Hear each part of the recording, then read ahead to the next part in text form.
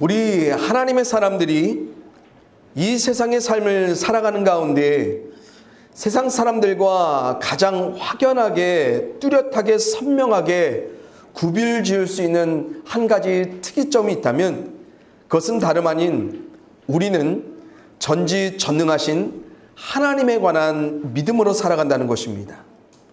그래서 하나님이란 세상 사람들과는 가장 뚜렷한 특이점을 믿음으로 소망하는 우리들은 전지전능하신 하나님께로 향한 믿음으로 마주한 삶의 상황을 바라보고요. 또한 그 상황 속에 하나님이 개입하셔서 이루어 주실 소망 가운데 이 세상이 기준하는 잣대로만 삶의 한계를 긋지 않고요. 또한 세상 사람들처럼 이 세상이 요구하는 그것들로서만 이 삶을 살아갈 수 있다라며 자신을 그런 기준들에 끼워 맞춰 삶을 진행하거나 계획하지 않는 것입니다. 저는 오늘 본문의 말씀을 통해서 우리 성도님들과 더불어 오직 하나님만을 삶의 특이점으로 삼아서 하나님이 이루시고 놀랍게 기이하게 삶의 결과를 만들어 주셨던 그런 삶을 마주했던 어린 다윗을 함께 주목하고요. 그래서 우리의 삶에 가장 확실하게 뚜렷하게 확연하게 구분된 역사를 이뤄가실 그 하나님께로 향한 믿음을 우리가 다시 한번 갱신하며 회복할 수 있기를 간절히 소원합니다.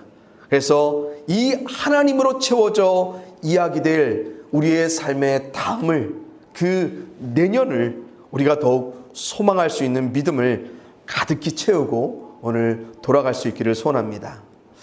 우리 성도님께서 잘 아시듯이 오늘 우리가 읽은 본문 사무엘상 17장 전반의 말씀은요, 우리가 너무나 잘 알고 있는 다윗과 골리앗의 싸움을 주로 다루고 있습니다. 오늘 본문에 이르기까지의 배경은 이렇습니다. 어느 날 이스라엘의 군대와 블레셋 군대가 서로 전쟁의 대열을 갖추고 대치하고 있던 상황이었는데 그때에 상대 블레셋에서 이제 한 장수를 전면에 내세우는데요. 그가 누구예요?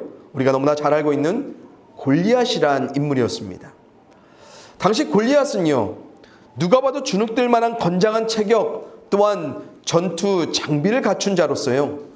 그의 등장과 함께 이스라엘 군대는 어떻게 됩니까? 한마디로 압살. 싸움이 시작되기 전부터요, 대번 그에 대한 두려움으로 완전히 압도당하기 시작합니다. 그래서 골리앗이요, 아무 거리낌 없이 하나님의 이름을 모욕하고 하나님의 백성인 그들을 모욕함에도 불구하고 그들은 뭐예요? 아무 대꾸도 하지 못한 채 무력하게 그저 대치만 하고 있던 그런 상황이었습니다. 그런데 바로 이때예요, 전장에 나가 있는 형들의 안부를 좀 확인하고 오라는 아버지의 명을 받은 이새의 막내 아들 어린 다윗이 이 상황을 고스란히 지켜보게 된 것이었습니다. 그러자 소년 다윗이 그때 당돌하게도요, 곧장 이스라엘의 왕이었던 사울 왕을 찾아서 골리앗과의 싸움을 요청하는 장면이 오늘 본문의 시작인데요. 우리 다 같이 본문 32절, 33절의 말씀 다시 한번 읽어봅니다. 시작. 다윗이 사울에게 말하되 그로 말미암아 사람이 낙담하지 말 것이라. 주의 종이 가서 저 블레셋 사람과 싸우리이다 하니 사울이 다윗에게 이르되 내가 가서 저 블레셋 사람과 싸울 수 없으리니 너는 소년이요 그는 어려서부터 용사임이니라. 아멘. 성도님들, 우리가 방금 읽은 이 본문의 대화가요, 얼마나 황당하고 우스운 장면이냐면요, 이게 지금 누구하고 누구의 대화예요? 이스라엘 왕과 어린 소년과의 대화라는 것입니다. 보십시오. 전지전능하신 하나님의 백성인 이스라엘의 왕 사울이 장수 골리앗을 전면에 세운 블레셋이 무서워 낙담하고 시리에 빠져있는 그 상황에서 누가요? 어린 소년 다윗이 불쑥 왕에게 찾아와 이런 말을 건네는 거예요. 사울 왕님, 골리앗 때문에 낙담하지 마세요. 제가 나가서 그와 싸워 다 해결할게요 라고 말하는 거예요. 성도님들, 이 대화가, 이 장면이 얼마나 우습습니까? 여러분, 예를 들어서 우리 집 가장인 제가 뭔가 정말 어렵고 시급한 문제로 상당히 마음 어려워 괴로워하고 있는데 갑자기 느닷없이 제 둘째 아들 중학교 2학년인 시은이가 와서 아빠 낙담하지 마세요. 제가 알아서 그 문제 다 해결하고 올게요 라며 저를 위로한다고 한번 생각해 보세요. 그 마음 고마워요. 하지만 안 그래도 문제 때문에 심란해 죽겠는데 장난하는 것도 아니고요. 단번에 제가 뭐라고 그러겠습니까? 나가 있어 라고 말하겠죠. 그런데 놀랍게도요, 지금 이 둘의 대화가 계속해서 진행이 돼요. 그러면서 사울 왕이 자신을 위로하는 다윗에게 이런 말을 건넵니다. 다윗아, 너는 소년이라서 그 사람과는 싸울 수 없어. 골리앗은 어렸을 때부터 장수로 자랐고 너는 그저 어린 소년일 뿐이야. 그러니까 넌 싸울 수 없어 라고 잘 말해주죠. 성도님들, 지금 이 둘의 대화가 지속되는 것 참 우습지만 대화의 내용이 어떻습니까? 사울왕의 이 대답이 맞아요, 틀려요? 맞지요. 이건 지극히 당연한 말이죠. 어떻게 장수 골리앗, 그 성인과 어린 소년, 싸움 한번 제대로 해보진, 전장에 나가본 적이 없는 이 소년이 싸울 수 있겠습니까? 중무장한 저 큰 골리앗과 어떻게 아무것도 가지지 않은 이 어린 소년이 싸울 수 있겠습니까? 이 상황에서 이 싸움을 요청한 다윗의 요구를 단번에 선을 긋는 이 사울왕, 제대로 말한 것 맞습니다. 그러자 다윗이요, 정말 어처구니 없는 이유를 대면서 자신이 전쟁에 나갈 수 있는 존재라는 것을 어필하기 시작하는데요. 34절부터 36절의 말씀이 이렇습니다. 요약하면 이래요. 사울왕님, 저요, 아버지의 양을 지킬 때 사자나 곰이 와서 양의 새끼를 물어가면 그것들 제가 다 쳐내고 새끼들을 건져낸 경험이 있어요. 그때 살아계신 하나님이 저를 이기게 하셨듯이 지금 하나님을 모욕하는 저 골리앗, 제가 나가 이길 수 있어요 라고 말하는 거예요. 그러면서 거듭 다윗이 사울왕에게 이런 말로 쐐기를 박는데요. 우리 다 같이 37절의 말씀 함께 읽어보겠습니다. 시작. 또 다윗이 이르되 여호와께서 나를 사자의 발톱과 곰의 발톱에서 건져내셨은즉 나를 이 블레셋 사람의 손에서도 건져내시리나. 아멘. 다윗의 이 말이 무슨 말이에요? 과거에 나를 하나님께서 건져내셨은즉 지금도 나를 하나님이 건져내실 것이라는 믿음입니다. 여러분, 지금 어린 다윗이 블레셋 최고의 장수 골리앗과 싸울 수 있었던 궁극적인 이유가 어디 있어요? 바로 자신을 과거에 건지셨던 그 살아계신 하나님, 그리고 그 하나님이 여전히 내 삶 가운데 살아있는 믿음으로 존재할 때 과거와는 지금 비교가 될 수 없는 상황 속에서도 그는 뭐예요? 나아가 싸울 수 있다. 하나님은 그런 내게 구원이 되어 주실 수 있다라며 삶을 바라보고 있는 거예요. 다시 말해 다윗은요, 어릴 때부터 자신의 삶을 누구로 해석하며 살아간 존재예요? 오직 하나님이요. 그리고 그의 삶에는 언제나 누가 살아있었어요? 하나님이 살아있었어요. 그런데요, 어린 다윗의 이렇게 삶을 해석하는 믿음이 뭘 만들어냅니까? 삶을 바라보는 관점을 완전히 바꿔서 바라보게 하는 것입니다. 여러분, 분명히 현재 상황은요, 이전에 다윗이 사자나 곰에게서 어린 새끼 좀 뺏어오는 그런 상황과는 아예 천지 차이의 차이입니다. 하지만 그에게 상황은 뭐예요? 전혀 고려할 사항이 아니었다는 거예요. 왜 그렇습니까? 상황이 하나님의 구원을 결정하는 것이 아니라 하나님의 구원이 상황을 결정한다는 것, 그것을 다윗은 살아있는 믿음으로 상황을 바라봤기 때문에 그렇습니다. 그런데 여러분들, 여기서 비교할 만한 인물 한 사람이 나오죠. 누굽니까? 바로 사울 왕이에요. 여러분, 사울 왕에게는 어떤 과거의 경험이 있었습니까?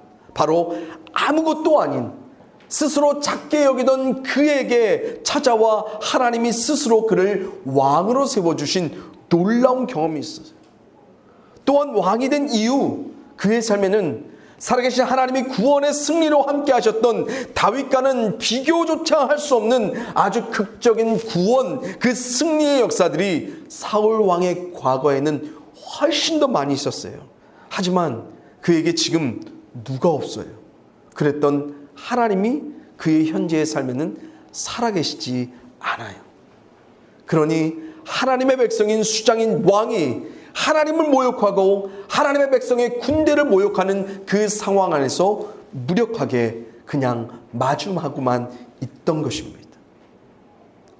사랑하는 성도님들, 바로 여기서 우리가 좀 주목해야 할 하나님이란 특기점으로 삶을 진행하는 우리의 삶의 도전이 무엇이겠습니까? 그것은 바로 과거에 우리에게 구원이 되어주셨던 그 하나님은 여전히 현재에도 미래에도 똑같이 우리의 삶 가운데 구원의 역사를 베푸실 분이라는 것입니다. 그러게 이런 믿음으로 살아가는 우리들에게 삶을 바라보게 되는 특이한 관점 하나가 있죠. 뭡니까? 그 어떤 상황 속에서도 우리는 하나님이 구원이 되어 주실 삶을 주목하며 살아간다는 것입니다. 하지만 놀랍게도, 아니 특이하게도 우리들은 사울왕처럼 과거나 오늘이나 여전히 살아계신 구원의 하나님이 번번이 어디에 막혀요? 우리의 조금 다른 그 상황 속에서요. 예전과 지금의 상황 아주 극도로 변한 것도 아닌데 그 조금 다른 상황 가운데서도 우리는 뭐예요? 하나님께로 향한 우리의 믿음은 극도로 달라지게 살아갈 때가 너무 많다라는 것입니다. 먼저 도전을 드립니다. 다윗의 이 고백, 이 믿음을 여러분들 꼭 기억하며 살아가십시오. 나를 건지신 하나님이 지금도 나를 건지실 수 있는 하나님이라는 그 사실, 이 믿음으로 해석된 삶은요, 이제 삶의 결과를 천지차이로 낳게 되는 그 시발점으로 작용하는데요, 이제 그런 다윗의 삶을 한번 거듭 주목해 보고자 합니다. 여러분, 이제 당돌한 믿음의 고백을 담아서 싸움에 출전한 의지를 거듭 확실하게 보인 다윗이요, 이제 사울왕에게 뭐라고 말하냐면요, 내가 가겠다라고 확실하게 말해요. 그러자 사울왕이요, 그래 그럼 가. 그러면서 어떤 말을 건네냐면요, 너의 하나님이 너와 함께 계시기를 원하노라 라며 축복의 말을 건넵니다. 성도님들, 지금 이 사울왕의 이 축복 가득한 말이 얼마나 믿음 없는 대답인 줄 아세요? 여러분, 자신에게는 하나님이 함께하여 주시는 확신은 없어요. 하지만 다윗에게는 하나님이 함께하여 주실 거야 라는 축복을 건네는 사람. 당시 사울왕이 얼마나 하나님께 마음 두지 않는 믿음의 사람이었는지 여러분들 단번에 확인이 되는 그런 대목입니다. 그러면서요, 사울왕이 무엇을 건네냐면요, 바로 자신의 군복, 자신이 갖고 있던 전투 장비를 이 다윗에게 건네기를 시작합니다. 그래서 어린 소년이 장수를 대면해서 싸우는데 그래도 최소한의 장비는 갖춰주고 싶었는지 그가 이렇게 말하면서 그의 장비를 건네는데요, 본문 38절부터 40절의 말씀 우리 한번 같이 읽어보죠. 시작. 이에 사울이 자기 군복을 다윗에게 입히고 노투구를 그의 머리에 씌우고 또 그에게 갑옷을 입히매 다윗이 칼을 군복 위에 차고는 익숙하지 못하므로 시험적으로 걸어보다가 사울에게 말하되 익숙하지 못하니 이것을 입고 가지 못하겠나이다 하고 곧 벗고 손에 막대기를 가지고 시내에서 매끄러운 돌 5을 골라서 자기 목자의 제구 곧 주머니에 넣고 손에 물매를 가지고 블레셋 사람에게로 나아가니라. 아멘. 여러분, 싸움의 체급이 안 맞으면 뭐라도 맞춰주는 게 맞아요. 그래요, 싸울 장비라도 맞춰주는 게 맞지요. 그랬는지요, 이제 사울왕이 전쟁에 나서는 다윗에게 자신의 군복을 비롯해서 자신의 전투 장비, 투구, 갑옷, 칼 모두를 내어줘 그로 갖추게 합니다. 그런데 바로 이때 그 모든 것들을 갖추었던 다윗이 39절에서 어떻게 반응하냐면요, 익숙하지 못함으로 입고 가지 못하겠다라며 거절을 표합니다. 그러면서 그가 그 모든 장비들을 다 벗어버립니다. 그리고 다윗은 자신이 이미 갖고 있던 손에 막대기, 그리고 물매, 그리고 물매에 넣을 돌 5개를 골라서 곧장 블레셋 그 장수 골리앗에게 나갑니다. 여러분, 그럼 다윗이 왜 정말 얼토당토하는 이런 상태로 전장에 나갈 수 있었을까요? 그 이유를 성경은 이렇게 증거하는데요. 제가 읽어드립니다. 본문 17장 45절에서 47절입니다. 다윗이 블레셋 사람에게 이르되 너는 칼과 창과 단창으로 내게 나아오거니와 나는 만군의 여호와의 이름 곧 내가 모욕하는 이스라엘 군대의 하나님의 이름으로 내게 나아가노라. 오늘 여호와께서 너를 내 손에 넘기시리니 내가 너를 쳐서 내 목을 베고 블레셋 군대의 시체를 오늘 공중의 새와 땅의 들짐승에게 주어 온 땅으로 이스라엘의 하나님이 계신 줄을 알게 하겠고 또 여호와의 구원하심이 칼과 창에 있지 아니함을 이 무리에게 알게 하리라.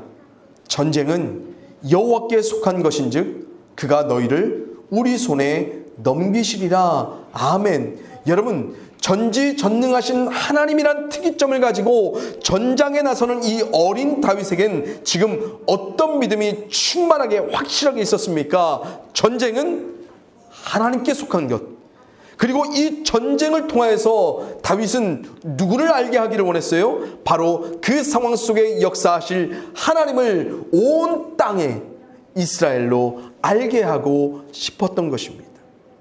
그래서 상대는 분명 칼, 창, 단창이란 전쟁 무기를 들고 나와 싸우지만 그는 누구의 이름으로만 나가요? 바로 여호와 하나님의 이름으로만 나아갑니다. 왜 그렇습니까? 오직 하나님만이 이 전쟁의 승패를 결정짓는 주권자임을 다윗이 믿었기 때문에 그렇습니다. 그러자 하나님이 다윗이 무엇을 통해 역사하십니까? 우리가 너무나 잘 알죠. 그의 물맷돌을 통해, 그 돌 하나를 통해 적국의 장수 골리앗을 단번에 쓰러뜨리는 놀라운 승리의 역사를 그의 삶 가운데 마주하게 하십니다. 여러분, 이 시점에서 우리가 다시 한번 발견하게 되는 믿음의 도전이 무엇이냐면 하나님으로 이야기될 삶의 다음을 꿈꾸는 자는 뭘 해요? 하나님께로 향한 믿음으로만 상황 속에 반응해 간다는 것입니다. 그리고 이 믿음을 가진 자를 통해 하나님은 온갖 무기와 보호장비로 충무장한 장수를 주어진 상황과는 모든 것이 들어맞지 않는 그 어린아이, 그리고 그가 가진 물맷돌 하나로 놀랍고도 기이한 구원의 승리를 만들어 내신다는 것입니다. 여러분, 이 본문의 상황을요, 지난주에도 나눴던 미국의 마크 배터슨 목사님이 이런 말씀으로 우리에게 도전을 주시는데요. 한번 잘 들어보세요. 하나님께서는 당신의 사명의 날을 위해 당신을 준비시키고 계신다. 분명히 말하겠다. 하나님은 당신이 느끼지 못할 방식으로 당신을 준비시키신다. 하나님의 원대한 계획 속에서 우리는 알맞은 환경을 기다리고 찾기보다 거기에 합당한 사람이 되어야 한다라고 이 상황을 묘사하십니다. 성도님들, 우리 하나님의 사람들이 진행하는 삶 가운데 분명하게 해야 할 믿음의 자세가 무엇이냐면요, 그것은 바로 마주한 삶의 상황들 속에서 상황에 맞는 나를 만들어내는 것이 아니라 어떤 상황 속에서든 우리의 삶 가운데 개입하여 역사하실 하나님께 합당한 존재로, 그래서 하나님으로 이야기될 삶의 다음을 바라며 믿음으로 서 있는 것, 그것이 바로 우리가 취해야 할 가장 마땅한, 가장 최고의 삶의 자세라는 것입니다. 그럼 거기서 누가 일해 주세요? 바로 전지전능하신 그 하나님이에요. 심지어는 주어진 상황과는 모든 것이 들어받지 않는 그 조건 속에서도 하나님은 그 일을 이루어 내시더라는 것입니다. 여러분 보세요. 분명 전장에 나가 장수와 싸워야 하는 모든 장비를 갖추었지만 다윗은 그것으로 싸워 승리케 될 것을 믿지 않았어요. 그래서 어린 다윗은 놀랍게도 자신의 상황에 짜맞춘 자신을 준비하지 않아요. 그래서 그 모든 군복, 칼, 투구 다 벗어버려요. 그리고 그 상황 속에서 그는 오직 무엇만을 바라보요? 전쟁의 승패를 결정지으실 그 전능한 하나님만 바라봅니다. 그리고 그 전쟁을 통해 자신을 알리실 하나님을 그는 소망함으로 나아가죠.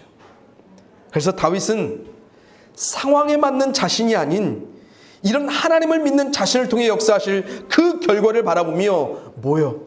자신이 갖고 있던 막대기, 물맷돌, 그리고 돌 5개를 집어서 나아가는 거예요. 그런데 그 상황에서 하나님이 어떻게 일하세요?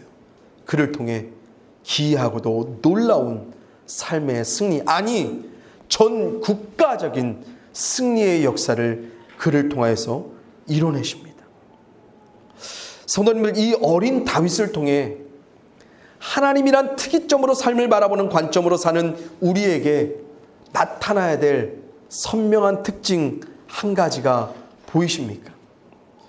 여러분, 어린 다윗은요, 세상이 말하는 승리의 원칙에 맞추며 살아가지 않았어요. 하지만 그 어떤 누구도 승리할 수 있을 것이라 예측할 수 없었던 그것으로 그는 승리합니다. 다윗은 현재 상황에 합당한 준비를 아무것도 갖추지 못했습니다. 하지만 그 상황 속에서도 하나님께로 향한 합당한 믿음으로 그가 서 있었을 때 그의 갖추어진 그것 보잘것없는 그 막대기, 그 물매, 그 돌로도 하나님은 그의 삶에 기이하고 놀라운 삶의 승리를 역사해 가시더라는 것입니다. 여러분, 우리 하나님의 사람들이 이런 하나님이란 특이점을 놓치며 믿음 없이 살아가다 보면 언제나 마주하게 되는 삶의 관점 한 가지가 있습니다. 그것은 바로 이 세상이 기준하는 방식대로 이루어질 삶의 다음만을 추구하며 마주한 여러 상황들 속에서 하나님 앞에 합당한 믿음으로 살기보다는 세상이 요구하는 방식에 맞춰진 나를 만들어내기 위해 분주하게 살아간다는 것입니다. 그런 삶에서로도요, 하나님을 놓고 살아가면 다행인데 그럴 수 있을까요? 아니요. 하나님이 내 삶의 구원이, 역사를, 기적이 되어질 거란 믿음이 없기 때문에 그는 뭐예요? 세상의 방식에, 세상의 원칙에, 세상의 기준에, 잣대에 나를 맞추기 위해 분주하게 살아가요. 그래서 놓치게 되는 것이 뭐예요? 바로 이미 우리가 가진 것들로도 역사하실 그 하나님을 우리가 놓친다는 거예요. 우리 자신에게 이미 갖춰진 그것들로도, 당장에 마주한 상황과는 전혀 무관한 것들로도 반드시 역사하여 주실 그 전능한 하나님의 기이함을 우리가 지나치며 살아갈 수 있다는 것, 우리가 한번 눈여겨봐야 될 대목입니다. 여러분, 물론 하나님은요, 언제나 이처럼 세상의 기준을 벗어나고 무시한 채 우리에게 역사하시는 그런 하나님은 아니십니다. 그래서 준비되어야 할 여러 세상의 기준들을 다 무시한 채 무조건 맹목적인 믿음으로 하나님 기적적인 역사를 이루어주세요라고 우리가 그릇된 믿음으로 하나님을 관계하면은 우리는 안 되는 것 맞습니다. 하지만 세상이 기준하고 요구하는, 세상이 일이 될 것이라 말했던 그 모든 상황과 조건만으로서만 하나님은 일하시는 분이 아니라는 것을 우리가 알기 때문에 어떠한 상황 가운데서도 하나님께 합당한 믿음의 태도로 살아가는 그 삶에서는 하나님이 때론 상황과 무관한 모든 것들을 일으키셔서 놀랍고도 기이하게 우리의 삶에 하나님으로 이야기될 삶의 역사를 만들어 주시는 분이라는 것입니다. 그래서 다윗의 전 생애를 두고 작고하신 미국의 유진 피터스 목사님은 이런 말씀을 하세요. 모든 상황과 사건과 사람들의 전면과 후면에는 하나님이 계시다. 우리는 항상 하나님과 관계에 있다. 다윗이 중요한 것은 그의 도덕성이나 탁월한 전투 능력 때문이 아니라 바로 하나님과 관계를 맺었던 그의 체험과 증언 때문이다. 그의 전생에는 하나님과의 대면이었다라고 말하고 있습니다.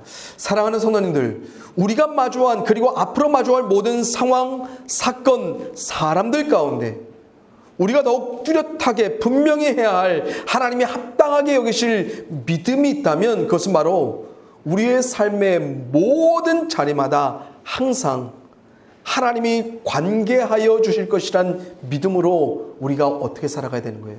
언제나 하나님을 대면하는 믿음의 태도를 잃지 않고 살아가야 한다는 것입니다. 바로 그곳에서 하나님은 주어진 상황과 조건으로만 살게 된다고 말하는 이 세상 가운데 하나님으로 살게 되는, 그래서 그 상황과 조건에 전혀 부합하지 아니하는 그런 우리들을 통해서도 하나님은 하나님의 구원의 역사를 기이하고도 놀랍게 이루어 가신다는 것입니다.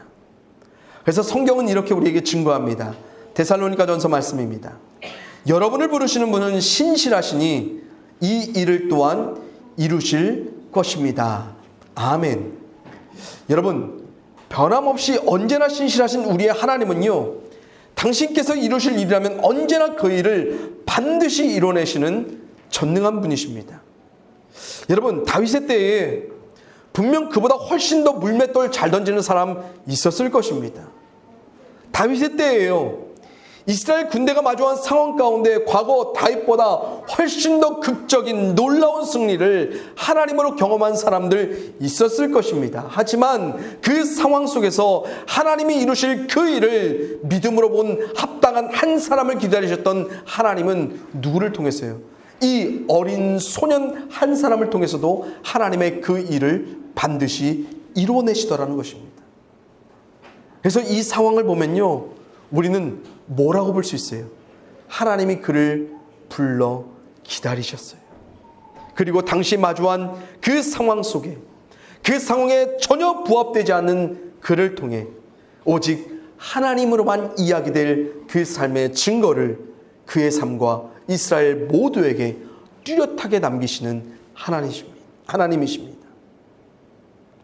여러분, 오늘을 사는 우리의 삶 속에서도 이런 하나님은 여전히 신실하게 살아계십니다. 이런 기이하고 놀라운 역사로 함께 하실 하나님께 관계한 우리의 삶이기 때문에 마주한 인생의 모든 시간들 속에 우리는 언제나 그 하나님을 대면하며 살아가야 될 충분한 근거와 이유를 갖고 살아가게 되는 것입니다. 바라옵기는 이런 믿음으로, 이런 충만한 믿음으로 우리 모든 성도님들이 인생을 살아가고 계획하시며 준비하심으로 이 하나님이 관계하여 주시는 삶의 결과를요, 우리 모두가 더욱더 풍성하고 매우 뚜렷하게 마주하며 살아갈 수 있기를 소원하고요. 그래서 우리가 준비해야 할 것들보다 우리로 이미 준비케 하신 그것들로 어떤 놀라운 삶의 역사를 이뤄가게 하실 하나님이신지를 우리가 매 순간 더욱 하나님 앞에 합당한 자로 섬으로 말미암아 하나님이 선명하게 하나님으로만 이야기될 삶의 내일을 우리에게 만들어 주실 것을 우리가 더욱더 믿음 안에 소망하며 살아갈 수 있기를 간절히 소원합니다. 그 기대와 그 소망을 오늘도 우리가 다시 한번 가득히 채우고 돌아갈 수 있기를 이 시간 주님의 이름으로 간절히 축원을 드립니다. 오늘 이 시간에도 우리의 인생의 전부를 내어 맡기기에 부족함이 없으신 그 전지전능하신 하나님을 바라볼 수 있도록 우리에게 이 한 시간의 예배를 허락하신 하나님께 모든 감사와 영광을 올려드립니다. 더욱이 말씀 속에 이 어린 소년 하나가 하나님으로 삶의 특이점을 삶아 삶을 해석하며 삶을 바라보며 그 삶 가운데 하나님 합당히 여기실 믿음으로 서 있을 그때에 하나님이 어떤 놀라운 삶의 능력으로 하나님으로 이야기될 삶의 증거를 남기시는지 우리가 똑똑히 바라보았습니다. 그 하나님이 오늘도 우리 삶 가운데 신실하게 여전하시기에 우리가 그 하나님을 온전히 소망합니다. 하나님, 우리 성도님들이 삶을 준비하며 계획할 때 그 모든 삶 속에 하나님 관계하여 주실 것을 믿음으로 바라볼 수 있도록 도와주시옵소서. 그러므로 하나님으로 이야기될 삶을 꿈꾸게 하시고 하나님이 어떠한 삶의 능력을, 지혜를, 환경을, 상황을, 조건을 붙여주셔서 하나님이 그들의 삶 가운데 일하여 주실지 그들이 믿음으로 놀랍게 소망하며 살아갈 수 있도록 도와주시옵시고, 때로는 모든 상황과 조건에 맞지 않는 그때에도 하나님이 우리의 삶을 들어 믿음의 역사를 이뤄내실 줄 믿사오니 아버지 하나님, 그 은혜도 그 기이한 축복도 우리 가운데 더하여 주시옵소서. 이 모든 삶 하나님의 합당히 여기시는 그 매순간 믿음으로 살아가는 자의 삶 가운데 반드시 마주될 것을 믿습니다. 이 기이한 놀라운 역사가 우리에게도 허락되었사오니 아버지 하나님, 그 삶을 우리가 놓치지 않고 하나님을 통하여서 마주할 수 있도록 인도하여 주시옵소서. 우리 모든 삶에 늘 인도와 역사가 되실 하나님을 온전히 신뢰합니다. 그 하나님께로 향한 충만한 믿음을 오늘도 우리 모든 성도들 가운데 가득하게 하여 주시옵소서. 이 모든 일을 이루실 능력의 이름 예수 그리스도의 이름으로 축복하며 기도합니다. 아멘.